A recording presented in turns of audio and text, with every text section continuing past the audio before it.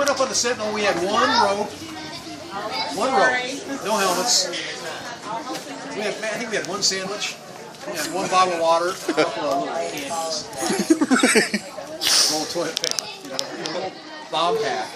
Oh, God. So we go up there, and I've been up there half a dozen times, backed off every time. Jim gets up there, there's some fishes in the crux, like it's like the technical crux, I guess. The Wilson overhang is like 10 feet. And he gets up there, and I'm thinking, okay, man, this is tough, this is hard, so get ready. I didn't really talk too much about it. He just got up there. He just cruised the thing. And in fact, he didn't even stop at the belay. He just kept on going until he ran out of rope. And then he gets up to the top, and I said, how was it? He goes, not a big deal.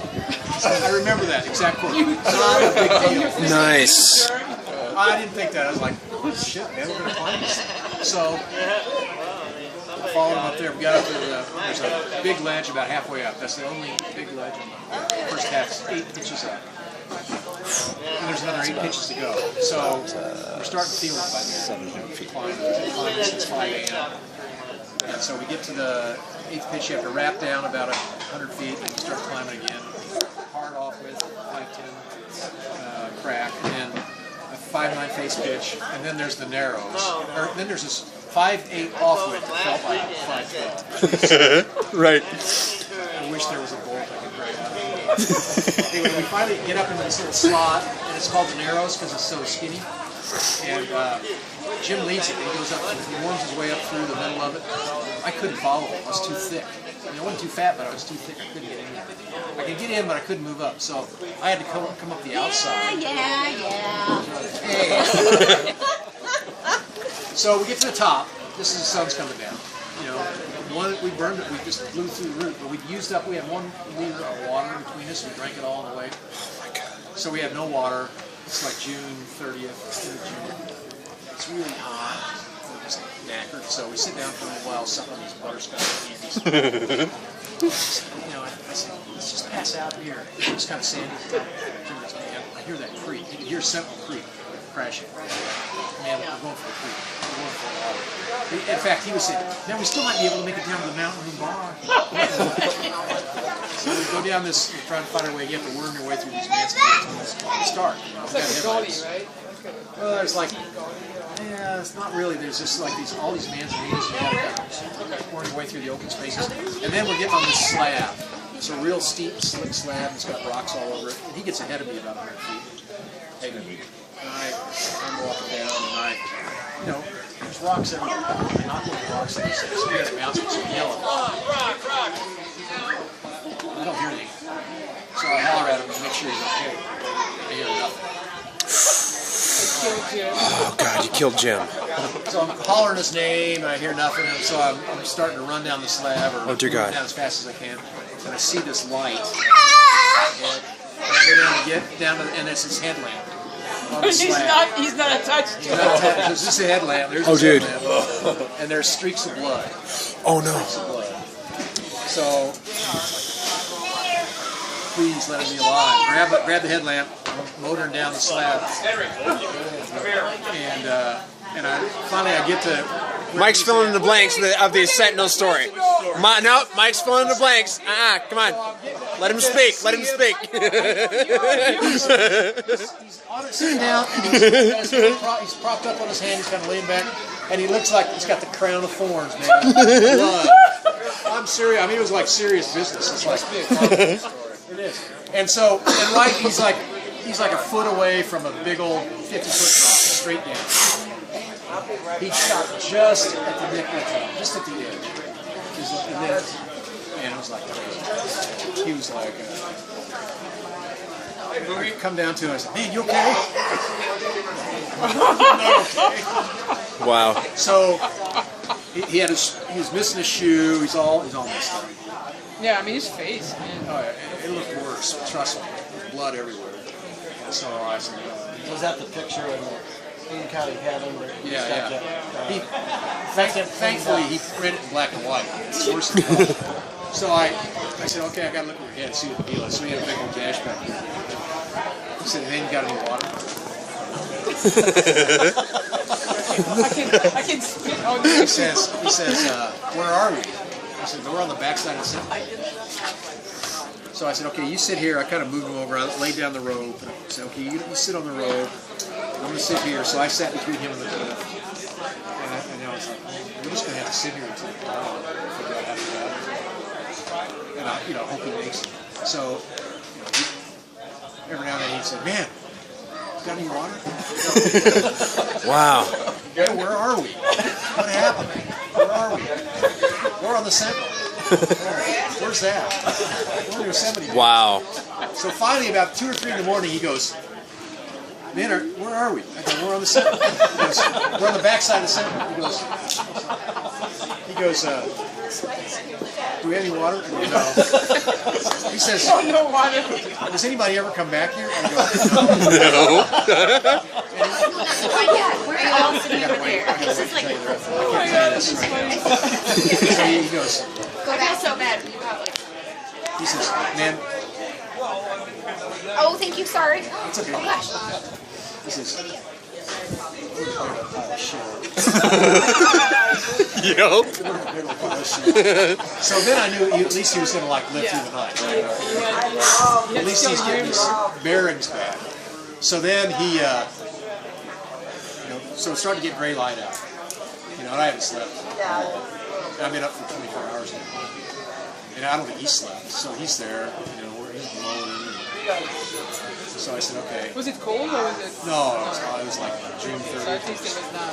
So you were good and dehydrated by then. We're totally dehydrated. Not dehydrated. But Right, you don't- right. But you don't have to deal with it cold. No, wasn't an issue. So I said, okay, I'm going to get out of here. I'm going to go find something. And he's like, okay, man, whatever you do, break your leg. Don't get messed up. Don't screw it up. We're both counting on you now. I said, okay, don't worry. So I went back up the slab, and I found the way we should have gone. I found the way we missed. There was a trail we couldn't see. And there was no way you could see. We passed it. We didn't know it. And I had to go way back up, and I went back around, and I went down the trail. I could see where he was. Went straight to Sentinel Creek. Found the creek.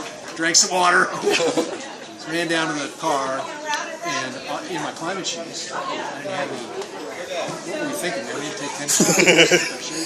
So I got down the car, opened up the car, got out my phone, called. You had a cell phone? My cell phone, yeah, an old flip phone. Wow. This is 12 or 13 years ago. I know. That's what. Yeah, I had I was surprised. modern technology for me. So I called. This time it was about 7 in the morning, and I called area code 209-555-1212 and asked for Yosemite Dispatch, Ranger Dispatch. So I called, and they said, "What do you?" I said, "I need Rangers." She said, "Okay." So what do you need? So I said, I got my buddies, we had a climbing accident. My buddies on the backside of the Sentinel. We need a technical rescue. And I use those words, and that was like key that I use those words because they said, okay, we'll send a ranger around. So about 5 minutes later, a ranger pulls up with a squad car, a big old Great. He says, what do you, what's the story? I said, I need "All right, somebody my thinner buddies than up you." there.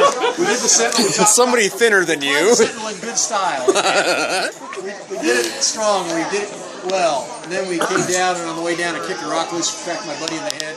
He tumbled, almost fell off the cliff, but he's still alive, but he's up there, and he needs a rescue. And the guy says, how do you think we're going to get him out of there? I said, It's your job, buddy. no, I didn't say it. I said, I think you're going to have to chopper him out. You need a helicopter.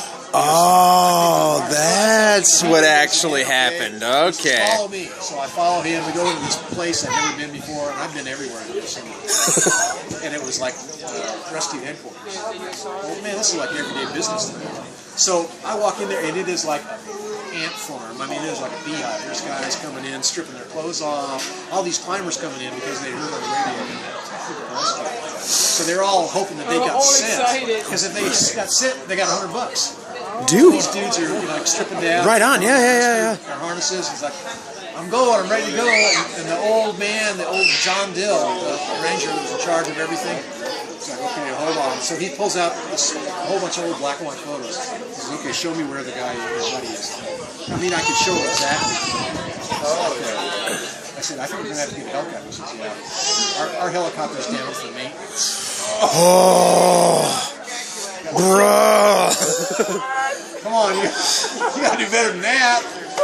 So he says, let me get on the phone. So he got on the phone, and there were 2 helicopters, 2 Navy choppers coming out of Lemoore Air Station, going up to Bridgeport for a training exercise. So I said, well, this is training. Right. He said, yeah. He says, I got to get permission to divert them. So he had to call Langley, Virginia, get permission to get them to come. Oh, wow. So they did. They landed in the meadow. They took a girl off, and these guys all talked. And then these choppers, they took one big one went up, and they went back toward the circle.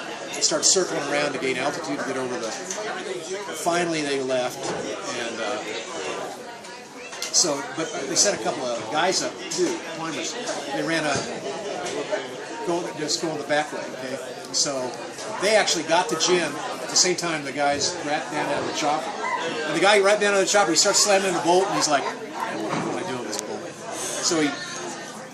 They slowed down the Stokes a little. And at that time, Jim said, this is great, Jim says, man, I think if I get somebody on either side of me, I can just walk out of here. Actually, Jim, you should hear him talk about it. It's just like being in a war zone. There's like the helicopter, and there's sticks flying, it's loud, and then they start throwing out smoke bombs to see where the wind is. Right. So there's smoke bombs and wind and loud and sticks or rocks are flying everywhere. It's like, and then there's some dude raps down with the Stokes letter. Shock and awe. Yeah, shock and awe, right. So was Creedence Clearwater Revival playing in the background? Right, CCR, right. So, Coming in the dang. Okay,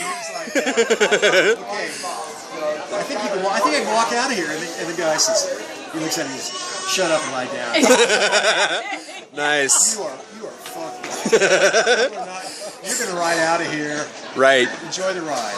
Right. The only way you're getting out of here is in this basket. So they put him in this basket, put a seat collar on, put him in the basket, strapped him in, reached him up, and then the guys who just run up the hill and scrambled up and climbed, they were like, hey man, can you guys come back and get us so we don't have to,